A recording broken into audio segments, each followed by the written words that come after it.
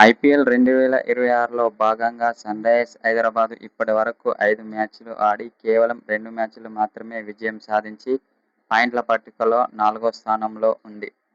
అయితే ఎస్ఆర్హెచ్పై కీలక వ్యాఖ్యలు చేసిన టీమిండియా మాజీ captain, Mumbai Indians player Rohit Sharma. SRH ఆటగాళ్లు చాలా అద్భుతంగా రాణిస్తున్నారని అన్నాడు. మొదటి 3 మ్యాచ్ల్లో తేలిపోయిన తర్వాతి 2 మ్యాచ్ల్లో చాలా అద్భుతంగా రాణిస్తూ విజయాల బాట పడుతున్నారని రోహిత్ శర్మ అన్నాడు. ముఖ్యంగా మొన్న జరిగిన మ్యాచ్లో బౌలింగ్ అయితే చాలా అద్భుతంగా వేశారని అన్నాడు. బ్యాటింగ్లో పర్వాలేదనిపించినా బౌలింగ్లో మాత్రం అద్భుతమని కొందరు మాజీ క్రికెటర్లు కూడా అంటున్నారు. వైభవ్ సూర్యవంశిని డకౌట్గా అవుట్ చేయడం చాలా గొప్ప విషయమని చెప్పుకొచ్చాడు.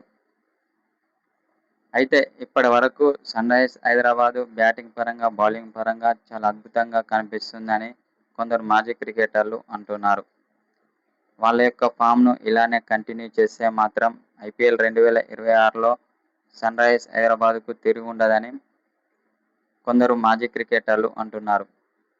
అయితే అనంతరం ఎస్ఆర్హెచ్పై ప్రశంసల వర్షం కురిపిస్తున్నాడు ఆస్ట్రేలియా మాజీ captain Ricky Ponting. SRH batting lineup అయితే చాలా అద్భుతమని అన్నాడు.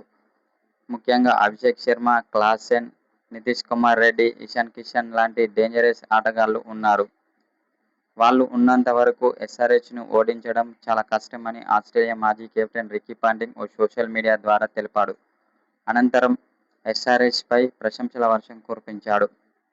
ముఖ్యంగా అభిషేక్ శర్మ చాలా డేంజరస్ ప్లేయర్ అని అన్నాడు. అతన్ని ఎంత త్వరగా అవుట్ చేస్తే అంత తక్కువ పరుగులకు కట్టడి చేయొచ్చు, లేకుంటే మాత్రం పరుగుల వరద పారిస్తాడని రికీ పాంటింగ్ తెలిపాడు.